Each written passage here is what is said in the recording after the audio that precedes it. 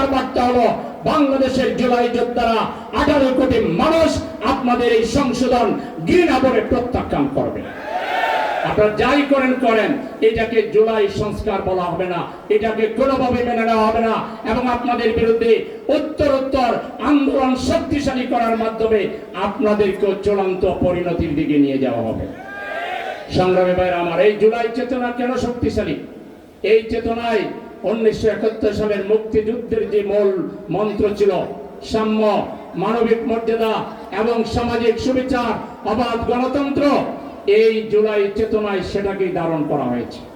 জুলাই চেতনায় বলা হয়েছে ওই ওয়ান জাস্টিস, আমরা কি ন্যায্যতা ভিত্তিক, আমরা একটা ইনসাফ ভিত্তিক সমাজ চাই।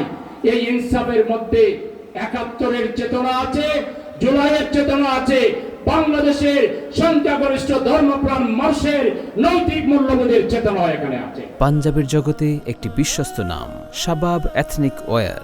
সুতরাং আপনারা না মানলেও বাংলাদেশের মানুষ তাদের হৃদয় থেকে জুলাইয়ের চেতনা কখনো মুছে যেতে দেবে না।